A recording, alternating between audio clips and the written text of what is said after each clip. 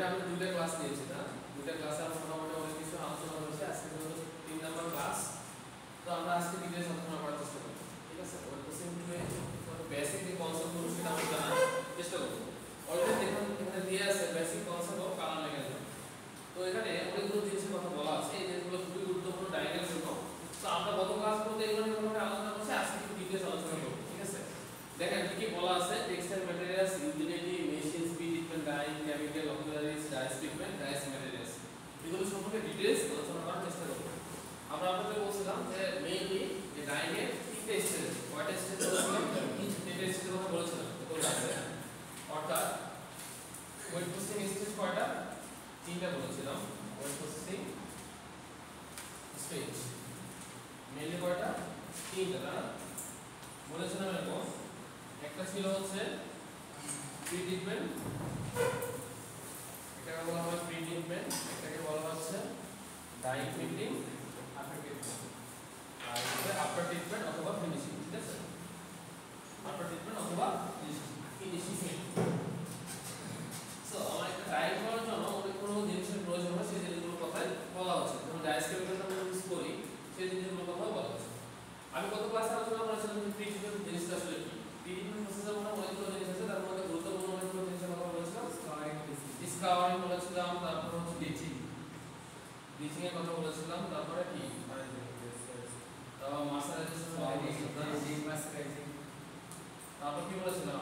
Deciding, siding, এগুলো কথা আমি অলরেডি বলেছি। আজকে আগে আলোচনা করব না, ঠিক আছে?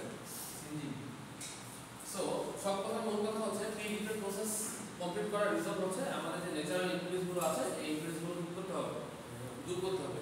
কেন দূর করতে হবে? ডাইং এর যে ন্যাচারাল ইনফ্লুয়েন্স গুলো দূর না করি তাহলে আমাদের ডাইং এর আনইভেন শেপ হওয়ার সম্ভাবনা অনেক বেশি।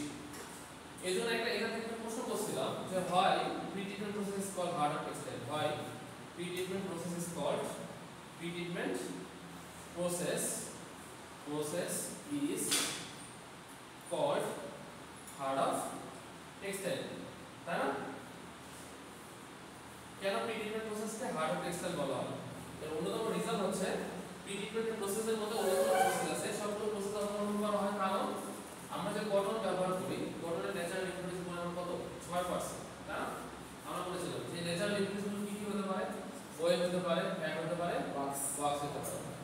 এগুলো থেকে কি হয়? এগুলোকে রিমুভ করে কি করা হয়? ন্যাচারাল ইনফ্লুয়েন্স দূর করে আমাদের ব্রাইটনেসটা বাড়ানো হয়। এখন যদি এগুলো না দূর করি সেক্ষেত্রে কি হবে? আমরা যখন ডাইং এর ক্ষেত্রে যাব তখন ডাইং এর সেটা আনইভেন হবে। এই জন্য প্রি ট্রিটমেন্ট প্রসেসকে হার্ড অফ টেক্সটাইল বলা হয়। এই প্রশ্ন আমরা কিন্তু পড়েছি, ক্লিয়ার? তারপর আছে ডাইং ও প্রিন্টিং সম্পর্কে বলা হচ্ছে। এটার মধ্যে একটা বেসিক পার্থক্য আছে, গত ক্লাসে বলেছিলাম। ডাইং ও প্রিন্টিং এর মধ্যে বেসিক পার্থক্য কি বলেছিলাম? অর্থাৎ ডাইং এর ক্ষেত্রে আমরা ডাইস ব্যবহার করি, প্রিন্টিং এর ক্ষেত্রে আমরা ডাইস ব্যবহার করি। ডাইং এর ক্ষেত্রে যে ডাইসগুলো ব্যবহার করা হয় সেই ডাইসগুলো ফেব্রিকের পুরো জায়গায় ছড়ায় যায়, বাট প্রিন্টিং এর ক্ষেত্রে যেটা করা হয় এটা লোকালাইজড এরিয়ার মধ্যে করা হয়। এজন্য আমরা বলেছিলাম ডাইং ইজ আ প্রসেস,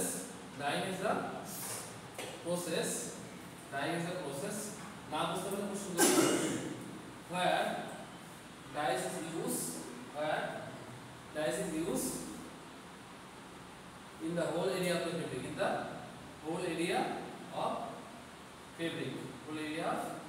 তাই এটা বলেছিলাম কিনা, তাই না? আর প্রিন্টিং এর ক্ষেত্রে কি বলেছিলাম? প্রিন্টিং এর ক্ষেত্রে এটাই বলেছিলাম যে printing is a process where dye is used in the localized area, অর্থাৎ প্রিন্টিং এর ক্ষেত্রে যেটা করা হয় যে ডাইসগুলো ব্যবহার করা হয়, ডাইসগুলো কি স্পেসিফিক জায়গায় ব্যবহার করা হয়। যেমন ওনার শার্টটা কিন্তু প্রিন্টেড শার্ট, তাই না? ওই যে পিছনে এটা প্রিন্টেড শার্ট, ওই শার্ট কিন্তু সব জায়গায় কিন্তু প্রিন্ট করা হয়েছে, করা হয় কিছু স্পেসিফিক জায়গায় কিন্তু প্রিন্ট করা হয়েছে। এজন্য যদি কখনো বলা হয় what is the basic difference between dyeing এবং প্রিন্টিং, অবশ্যই বলতে হবে dyeing is a process where dye is used in the whole area of the fabric, printing is a process where dye is used in the localized area of the fabric or specific area of the fabric. পারা যাবে? ডান। দেন আমি যেটা বলেছিলাম সেটা হচ্ছে finishing. আমি বলেছিলাম ফিনিশিংটা কেন করা হয়? এক কথা উত্তর দিতে বলছে ফিনিশিংটা করা হয় কয়টা উদ্দেশ্য? দুইটা উদ্দেশ্য বলেছিলাম। একটা হচ্ছে কি ফাংশনাল প্রপার্টিজ আর একটা কি অ্যাস্থেটিক প্রপার্টিজ। অ্যাস্থেটিক মিন্স কাপড়ের সৌন্দর্য বর্ধন করার জন্য ব্যবহার করা হয়। আর ফাংশনাল প্রপার্টিজ বলতে বুঝিয়েছিলাম resistance to well fed works, এই যে ন্যাচারাল ইম্পিডিস গুলো আছে এগুলো বাধা প্রদান করবে, অর্থাৎ বাধা প্রদান করে আমাদের কি করবে ফিনিশিংটা যেন ভালো হয়। আমরা যখন কাপড় ওয়াশ করি, ওয়াশ করার পরে কি হয় কাপড়ে ভাঁজ করা, সিঙ্কের যেটাকে বলা হয় ভাঁজ করে, এই ভাঁজ দূর করার জন্য আমরা কি করি আয়রন করি না।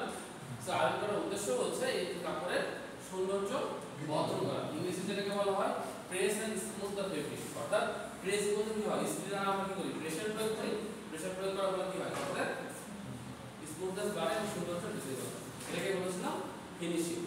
ডান। এখন দেখেন একটা ডাইং করার জন্য অনেক কোনো জিনিসের প্রয়োজন হয়, তার মধ্যে আমরা ডাইস এবং পিগমেন্ট এই দুটো জিনিস নিয়ে একটু আলোচনা করব। ডাইস এবং পিগমেন্ট দুটো জিনিস কি সেম নাকি আলাদা? আলাদা। পিগমেন্ট আলাদা। হ্যাঁ ডাইস সলিউবল, পিগমেন্ট ইনসলিউবল। অর্থাৎ ডাইস এবং পিগমেন্টের কথা বলা আছে, এখান থেকে আমরা একটা বেসিক জিনিস জানবো যে ডাইস গুলো হচ্ছে water soluble affinity to fibre. তো সেই ডাইস গুলো কি ফাইবারের মধ্যে অ্যাফিনিটি আছে, but pigment is water insoluble কি জন্য অ্যাফিনিটি টু টেক্সটাইল ফাইবার। অর্থাৎ কিছু কিছু বই বলা আছে যে পিগমেন্টের একটু সামান্য কিছু অ্যাফিনিটি আছে ফাইবারের ক্ষেত্রে, বাট ম্যাক্সিমাম বই যেটা বলা আছে কোনো অ্যাফিনিটি নাই। সো এখানে একটা বেসিক ডিফারেন্স আছে। What is the basic difference between dyes and pigment? Number 1 কি dyes is water soluble, pigment কি ওয়াটার ইনসলিউবল। ডাইসের কি হয় dyes has affinity to textile fiber, but on the other hand pigment has no affinity to textile fiber. পারা যাবে যদি পরীক্ষায় প্রশ্ন আসে what is the basic difference between dyes and pigment, এটা কিন্তু পরীক্ষা থাকে তাহলে পারা যাবে যে ডাইস গুলো ওয়াটার সলিউবল, পিগমেন্ট গুলো ওয়াটার ইনসলিউবল। ডান। এখন আসেন কেমিক্যাল এবং অক্সিডাইজ, এগুলো নিয়ে আমরা আলোচনা করেছিলাম যে অনেকগুলো কেমিক্যাল ব্যবহার করা হয় ডাইং এর জন্য, তাই না? যেমন ধরেন এখানে আসি স্কাউটিং এর জন্য একটা কেমিক্যাল ব্যবহার করি সোডিয়াম হাইড্রোক্সাইড, এটা একটা কেমিক্যাল। স্যার এই কেমিক্যালের কাজ কি? ক্লিন করা স্যার। এই কেমিক্যালের কাজের কথা বলা আছে যে অক্সিডেন্টের সাহায্য নেয়। এই কেমিক্যালের কাজ হচ্ছে to remove the natural impurities, to remove the natural impurities, অপদ্রব্যগুলো দূর করে। ডান। তারপরে আসে কি ব্লিচিং এর জন্য কি ব্যবহার করা হয় পারক্সাইড, মানে কি হাইড্রোজেন পারক্সাইড। এখানে আরেকটা কথা বলেছিলাম হাইড্রোজেন পারক্সাইড কি কেন ইউনিভার্সাল ব্লিচিং এজেন্ট বলা হয় বলেছিলাম? উত্তরটা কি ছিল? রাইট। এখানে একটা গুরুত্বপূর্ণ প্রশ্ন হচ্ছে why hydrogen peroxide is called universal bleaching agent, কেন বলা হয় হাইড্রোজেন পারক্সাইড? অর্থাৎ আমরা যতগুলো ফাইবারই ইউজ করি না কেন সবগুলো ফাইবারের ক্ষেত্রে কি হাইড্রোজেন পারক্সাইডটা ব্যবহার করা হয়, অথবা যতগুলো ফেব্রিকই ব্যবহার করি না কেন সবগুলো ফেব্রিকের জন্যই হাইড্রোজেন পারক্সাইডটা ব্যবহার করা যায়। এই জন্য হাইড্রোজেন পারক্সাইড কি বলা হয় ইউনিভার্সাল ব্লিচিং এজেন্ট বলা হয়। তো এটার কাজ কি? হাইড্রোজেন পারক্সাইডের কাজ হচ্ছে সাদা কাটা to remove natural color, the natural color, এভাবে বলা যায় to remove the natural brightness, to remove the natural color and improve the brightness, improve the brightness, improve the brightness অথবা whiteness, ঠিক আছে? improve the brightness। তারপর আরো অনেকগুলো chemical আমরা ব্যবহার করি, তার মধ্যে গুরুত্বপূর্ণ আরেকটা জিনিস হচ্ছে কি বলেন তো, গুরুত্বপূর্ণ জিনিস হচ্ছে সিকোয়েস্টারিং এজেন্ট ব্যবহার করি। কি এজেন্ট ব্যবহার করি? সিকোয়েস্টারিং এজেন্ট, নাম শুনেছেন সবাই? সিকোয়েস্টারিং এজেন্ট মানে কাজ কি বলে? রাইট, পানি খরচ দূর করা হয়। তাহলে এর ফাংশন হচ্ছে টু কি remove the metal ion, remove the metal ion. Metal ion গুলো মেটাল আয়ন গুলো যেগুলো Zn2+ কপার 2+, এগুলো হচ্ছে মেটাল আয়ন, ঠিক আছে? Two remove the metal ion. এখান থেকে গত ক্লাসে আরেকটা জিনিস পড়িয়েছিলাম সেটা হচ্ছে water hardness. Water hardness means পানির খরতা। এখন আমার প্রশ্ন হচ্ছে ওয়াটার হার্ডনেসটা ভালো নাকি খারাপ? খারাপ। তাহলে কি ওয়াটার হার্ডনেস খারাপ, এই ওয়াটার হার্ডনেস দূর করে কি সিকোয়েস্টারিং এজেন্ট। একটা কাজ হচ্ছে to remove water hardness, remove the water hardness, water hardness. Clear? এগুলো হচ্ছে কেমিক্যাল বা অক্সিলারি ব্যবহার করা হয়। আরো অনেকগুলো কেমিক্যালস ব্যবহার করা হয় সেগুলোর কথা বলা হচ্ছে, ঠিক আছে? তো প্রি ট্রিটমেন্টের কথা আমি বললামই, ডাইং এর করা হয়।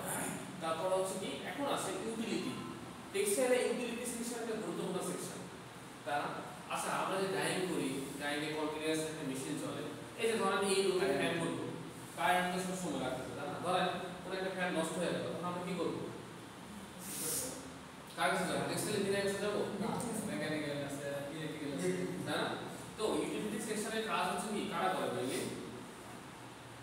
ইউটিলিটি সেকশনের কাজ কি আসলে সেটা জানতে চাচ্ছি ইউটিলিটি সেকশনের কাজ কি সমস্যাটাকে দ্রুত সমাধান করা সমস্যাকে দূর করা অর্থাৎ ইউটিলিটি বা মেইনটেনেন্স একটা সেকশন আছে নাম শুনেছেন কি মেইনটেনেন্স জি স্যার অর্থাৎ ধরেন এই যে মেশিন চলতেছে মেশিন চলতে চলতে মাঝে মাঝে কি হয় টেম্পারেচার বাড়ে অথবা টেম্পারেচার অনেক হাই হয়ে গেছে তখন কি মেশিন চালানো যায় যায় না কিন্তু এটা কারা ঠিক করে যারা এই সিস্টেমে যারা কাজ করে তারা কিন্তু ঠিক করে অর্থাৎ একটা টেক্সটাইল ডাইং করার জন্য ডাইং এর পরেও কিছু প্রসিডিউর আছে ধরেন ইউটিলিটি সেকশন আছে মেইনটেনেন্স সেকশন আছে এই জিনিসগুলোর কথা কিন্তু এখানে বলা হয়েছে এখন যদি বলা হয় what is the function of utility কার কাজ কি আছে ফাংশন দেখে বলা যাবে কি বলবো আমরা ইউটিলিটি সেকশনের কাজ একটা স্যার তারপরে আর অর্থাৎ এক কথায় ধরেন যদি কোনো একটা মেশিন নষ্ট হয় টেম্পারেচারে কম বেশি বলে প্রেসারে কম বেশি বলে কারা ইউটিলিটি সেকশনে যারা থাকেন তারাই কাজটা করে মেইনটেনেন্স ক্লিয়ার এখন আসেন আরেকটা গুরুত্বপূর্ণ জিনিস টেক্সটাইল ম্যাটেরিয়ালস বলতে কি বোঝানো হয় আসলে সুতা টেক্সটাইল ম্যাটেরিয়ালস বলতে কি বোঝানো হয় আসলে যদি কেউ বলে যে আসলে টেক্সটাইল ম্যাটেরিয়ালস বলতে কি বোঝায় fabric, yarn, dye, dyes, chemicals, auxiliaries, সব machineries, সব all অর্থাৎ একটা র ম্যাটেরিয়ালস মিন্স আচ্ছা আমরা তো টেক্সটাইলের ফ্লোচার্টে জানি না অর্থাৎ কিভাবে এটা কি বলা হয়েছে কোন কোশ্চেন আছে আচ্ছা যে জিনিসটা আমাদের খুব গুরুত্বপূর্ণ সেটা হচ্ছে কি বলুন তো প্রথমে আমাদের র ম্যাটেরিয়াল থেকে শুরু হয় না প্রথমে কি র ম্যাটেরিয়াল তারপর কি ফাইবার থেকে ইয়ান না ইয়ান থেকে কি হ্যাঁ ফেব্রিক তাই না অর্থাৎ একটা র টেক্সটাইলের র ম্যাটেরিয়ালস বলতে কিন্তু সব কিছুই বুঝি ঠিক আছে শুরু থেকে শেষ পর্যন্ত থেকে সব যা লাগে টেক্সটাইল ঠিক আছে এই জিনিসগুলোর কথা বলা হচ্ছে সো এই জিনিসটা দ্বারা বোঝানো হয়েছে যে একটা টেক্সটাইল ডাইং করার জন্য পুরো বিষয়গুলো জানা খুবই গুরুত্বপূর্ণ সেই জিনিসগুলো নিয়ে এখানে কথা বলা হচ্ছে ঠিক আছে এখন আরেকটা জিনিস খুব গুরুত্বপূর্ণ সেটা হচ্ছে কি ফাইবার কয় ধরনের আমরা অলরেডি জানি যে আসলে ফাইবার টেক্সটাইল ফাইবার কয় ধরনের দুই ধরনের একটা হচ্ছে ন্যাচারাল ফাইবার আর একটা ম্যাগনেটিক বা সিনথেটিক ফাইবার হ্যাঁ ন্যাচারাল ফাইবারের মধ্যে উদাহরণ কি হতে পারে কটন উল সিল্ক আর সিনথেটিক ফাইবারের মধ্যে polyester nylon viscose spandex clear so এটা পাওয়া যাবে এখান থেকে বলা আছে dyeing what is dyeing dyeing is a process which is used for colour the textile material ঠিক আছে কি বললাম বলুন তো এখান থেকে যদি প্রশ্ন আসে এখন ডিফাইন ডাই কি বলবেন dye is the process which used coloring dye is the process which is used for color the textile material such as yarn fiber fabric সেটা সুতা হতে পারে সেটা কাপড় হতে পারে textile টেক্সটাইল ক্লিয়ার এটা কোনো সমস্যা আছে আর ঠিক আছে তাহলে এর মধ্যে যেগুলো বললাম এই জিনিসগুলো ভালো করে করতে হবে ঠিক আছে তারপরে আসে খুবই গুরুত্বপূর্ণ ডাইস ট্রিটমেন্ট সম্পর্কে বলে ফেলেছি এখন আসে গুরুত্বপূর্ণ কিছু জিনিস জানতে হবে যে ওয়াটার সলিউবল ডাইস আর ওয়াটার ইনসলিউবল ডাইস কোনগুলো লিখে যে ওয়াটার সলিউবল ডাইস কোনগুলো এটা একটু জানা দরকার ঠিক আছে ওয়াটার সলিউবল ডাইস না তাহলে দেখেন ওয়াটার সলিউবল ডাইস কোনগুলো water soluble dyes water soluble dyes কোনগুলো নাম্বার 1 হচ্ছে ডিরেক্ট ডাই তারপর কি রিঅ্যাক্টিভ ডাই আর কি হ্যাঁ ডিসপাস ডাই কি সলিউবল সলিউবল আর কি হতে পারে বলো red dye না অ্যাসিড ডাই আর হচ্ছে বেসিক ডাই এগুলো কি ওয়াটার সলিউবল আমরা হচ্ছে পলিস্টার বা ভ্যাট এগুলো তো ওয়াটার ইনসলিউবল এগুলোকে আমরা সলিউবল করি কার মাধ্যমে ভ্যাট ডাইকে ভ্যাটিং এর মাধ্যমে সলিউবল হ্যাঁ আর ডিসপাসকে কি করি ডিসপার্সিং এজেন্ট ব্যবহার করে সলিউবল করে। তাহলে পরীক্ষা আসতে পারে give some example of water soluble dyes, তাহলে কি আর ওয়াটার ইনসলিউবল কোনগুলো ওয়াটার ইনসলিউবল হচ্ছে ইনসলিউবল হচ্ছে কি নাম্বার 1 কি ডিসপার্স that সালফার সালফার ডাইগুলো সালফার সম্বন্ধে ধারণা আছে আমরা যেগুলা ইন্ডাস্ট্রিতে যেগুলো ব্ল্যাক শেড করি সেগুলোর জন্য সালফার ব্যবহার করা হয় ঠিক আছে সালফার সালফার ডাইহাইড্রেস লিঙ্কেজ বন্ড গঠন করে যখন যাব আমরা এটা পড়ব ক্লিয়ার তাহলে যদি পরীক্ষা আসে give some example of water soluble dyes and water insoluble dyes তাহলে water soluble dyes হচ্ছে direct die electric die acid এবং বেসিক ডাইস আর water insoluble dyes হচ্ছে ডিসপার্স ডাই ভ্যাট ডাই এবং সালফার ডাইস ক্লিয়ার কোন question আছে এটা নিয়ে পড়া যাবে না অলরেডি আমরা বলছি what is the basic difference between dyes and pigment dyes will water soluble pigment will water insoluble done তাহলে auxiliary waiting agent labelling agent labelling এজেন্টের কাজ কি আসলে মানে সমস্ত দিয়ে করা চলতে to distribute the dyes equally in the fiber অথবা ফেব্রিক সারফেস অর্থাৎ যে ডাইস গুলো আমরা ব্যবহার করি সেই ডাইস গুলো ইকুয়ালি চারদিকে ছড়ায় দেওয়া লেবেলিং এজেন্টের কাজ এখন কথা হচ্ছে মাঝে মাঝে আমরা বলি লেবেলিং শেডের লেবেলিং টেকনিক মিন্স কি আসলে যে ডাইস গুলো আমরা কাপড়ের গায়ে রাখছি সেই কাপড়ের গায়ে সমানভাবে ছড়ায় যায় না তো ডাইং এর শর্তই হচ্ছে যে ডাইস গুলো আমরা ব্যবহার করব সেই ডাইস গুলো যেন সমানভাবে কাপড়ের গায়ে লেগে যায় যদি না লাগে সেক্ষেত্রে কিন্তু ডাইং হওয়ার সম্ভাবনা নাই ওই ডাইংটা আমরা কাজ দেব না আমরা পুরোপুরি করতে হবে ডাইং করতে হবে ঠিক আছে আচ্ছা এই ডিফর্মিং এজেন্টের কাজ কি ফেনা ডাবি হয়ে গেলে অর্থাৎ আমরা যখন স্কাউটিং ব্লিচ করি তখন দেখা যায় কি ডাইং এর শুরুতে কি হয় ফেনাল সিস্টেম ফোম তৈরি হয় এর দূর করা কেন দরকার এই ডিফর্মিং এজেন্ট যদি আমরা পুরো নাম তৈরি করতে লাগি ডাইস গুলো ভাসবে ডাইস গুলো কি হবে মানে কাপড়ের বাইরে যায় কাপড়ে রাইস তখন আর কাপড়ে গায়ে লাগবে সেটা বেশি থাকবে ঠিক আছে এগুলো দূর করা প্রয়োজন এখন আসো আমরা যখন জব করি সে ডাইং মেশিন পুরো ডাইং মেশিন ব্যবহার করা হয় ইন্ডাস্ট্রি বেস আলাদা আলাদা ডাইং মেশিন গুলো ব্যবহার করা হয় তার মধ্যে গুরুত্বপূর্ণ ডাইসের নাম মেশিন দেয়া আছে একটা কি জিগার মেশিন উইন্স মেশিন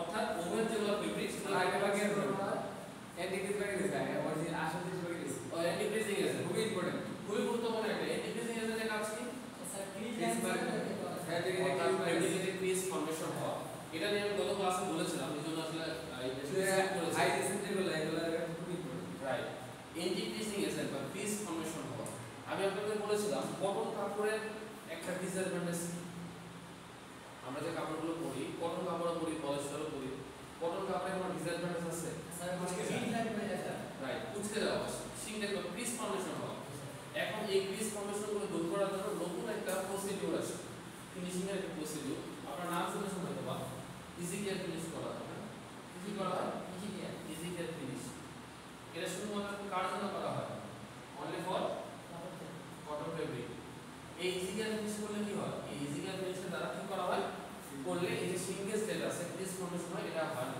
তো নতুন করে আয়রনিং এর আর প্রয়োজন নেই এটার জন্য কেমিক্যাল লাগে এগুলো আমরা পরে যাব বাট মনে রাখবেন কটনের একটা ডিসঅ্যাডভান্টেজ হচ্ছে সিঙ্কেজ হওয়া আচ্ছা ওয়েটিং এজেন্টটা কি কাজ করে ওয়েটিং এজেন্টটা কিভাবে কাজ করে to remove the surface tension waiting এজেন্টের কাজ হচ্ছে সারফেসের মধ্যে অ্যাবজর্বেন্সি বলা স্যার হ্যাঁ অ্যাবজর্বেন্সি রাইট ওয়েটিং এজেন্টের কাজ হচ্ছে যে আমাদের কাপড়ের মধ্যে যে অ্যাবজর্বেন্সি বৃদ্ধি করা অ্যাবজর্বেন্সি মিন্স অর্থাৎ মাঝে মাঝে পেনিট্রেশন অর্থাৎ অ্যাবজর্বেন্সি পানি সম্ভাবনা হ্যাঁ আমি বলতেছি যে অ্যাবজর্বেন্সি যদি ভালো না হয় তাহলে আমার কি আপনার রং ধরবে না আনিবেন আসবে আনইভেন আসবে কটনের গুরুত্বপূর্ণ বৈশিষ্ট্যের মধ্যে কি গুরুত্বপূর্ণ একটা বৈশিষ্ট্য হচ্ছে কটন ইজিলি সলিউবল পানির সাথে মিশলে পেনিট্রেট করতে পারে খুব সহজে সো প্রত্যেকটা ডাইং অর্থাৎ ডাইস হওয়ার কিছু শর্ত আছে ডাইস হওয়ারও কিছু শর্ত আছে তার মধ্যে গুরুত্বপূর্ণ শর্ত কি হতে হবে এটা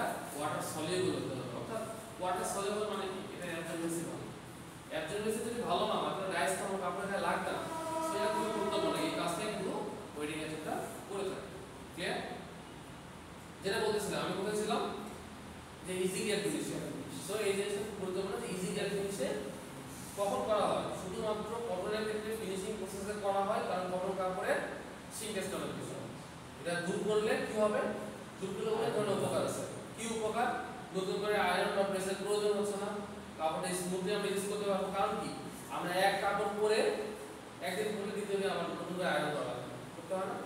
সো এই ইথিক্যাল জিনিসটা ব্যবহার করে নতুন করে আয়রন করার কোনো প্রকার প্রয়োজন নেই। ক্লিয়ার? আর ডাইং মেশিনের কথা বলতেছিলাম, ডাইং মেশিন আসতেছিলাম, সেটা হচ্ছে ওভেনের জন্য এক ধরনের ডাইং মেশিন ব্যবহার করা হয়, মিটের জন্য আলাদা মেশিন ব্যবহার করা হয়, সেগুলো কথা বলা হচ্ছে। এখানে যে তিনটা নাম আছে এই তিনটা নামেই মেশিন ব্যবহার করা হয় এমন না, ইন্ডাস্ট্রি বেস বারবারই বলছে আলাদা আলাদা কিন্তু মেশিন ব্যবহার করা হয়। ঠিক আছে? তারপর আসুন কেমিক্যালস। কেমিক্যালসের মধ্যে খুব গুরুত্বপূর্ণ অ্যাসিড। অ্যাসিডের কাজ কি আমরা জানি? অ্যাসিডের কাজ কি? অ্যালকালি পিএইচ কন্ট্রোল করে। পিএইচ কন্ট্রোল করে। এক কথা হচ্ছে ফ্যাব্রিকের যে মানে নিউট্রালাইজ করে কাপড়টাকে। রাইট, অর্থাৎ যখন পিএইচ এর মান যখন বেড়ে যায়, আমরা জানি পিএইচ ভ্যালু হচ্ছে 7 নিরপেক্ষ, 7 এর উপরে যেগুলো সেটা হচ্ছে ক্ষার, 7 এর নিচে হলে অ্যাসিড। আমরা জানি কটন কাপড় ডাইং করার জন্য সবসময় পিএইচ কত রাখতে হয় কটনের জন্য? 7 থেকে 5.5 5.5 থেকে 6.5, 5.5 থেকে 6.5। এটা কি করতে হয়? এই পিএইচটা রেখে আমাদের কি করতে হয়? ডাইং করতে হয়। এখন প্রশ্ন হচ্ছে যদি পিএইচ আমি কন্ট্রোল না করি সেক্ষেত্রে কি হবে? লাইন স্যার আমি মাত্র খালি স্যার লাইন করে। কেন? মানে কাপড়টা খালি করে খালি স্যার। স্যার পিএইচ করে না বলে কাপড়ের মধ্যে কালারটা কম হবে। এটাই হচ্ছে মেইন বিষয়। পিএইচ যদি কন্ট্রোল না করি তাহলে কালার ধরবে কম, কালার ধরবে কম। ঠিক আছে? সো কটন কাপড় যদি হয় সেটা কিন্তু আমরা পিএইচটা চেক করে দেখো, পিএইচ কিটা তো আছে, দেখছি তো আমরা ইন্ডাস্ট্রিয়াল যারা জব করি। সো চেক করে দেখতে হবে কটন কাপড়ের জন্য 5.5 থেকে 6.5 আছে কিনা। আর সেটা যদি পলিস্টার এবং লাইলন হয়, পলিস্টার এবং লাইলন হয় তাহলে কত হবে? 4.5। ঠিক আছে? 4 থেকে 4 এর মধ্যে স্যার 3.88 অথবা 4.5 সর্বোচ্চ পরিমাণ। হ্যাঁ, এটা রাখলে হবে। আর একটা জিনিস মনে রাখতে হবে, এই যে পিএইচ এর ভ্যালুটা আমরা ডাইং করাবো, আপনার ডাইং এর পরে একটা পিএইচ বেড়ে যায় রিঅ্যাক্টিভ ডাইরেক্ট, সেই পিএইচটা কত হয়? 1100। আমরা বলি সবসময় পিএইচটা হয় 10 থেকে 12, 11.5 বলা হয়, 10 থেকে 12। কাস্টিং ইউজ করতে পারবে।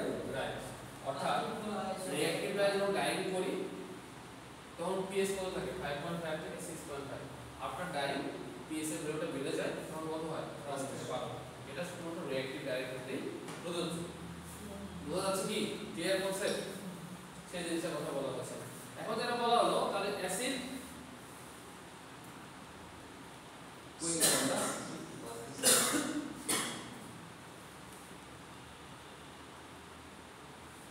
অ্যাসিডের কথা তো আমরা বললাম। অ্যালকালি কেন ব্যবহার করা হয়? অ্যালকালিক আছে এটা একটু আগে আমরা দেখলাম। এই যে রাইট, অ্যালকালিক মিন্স কি? সোডিয়াম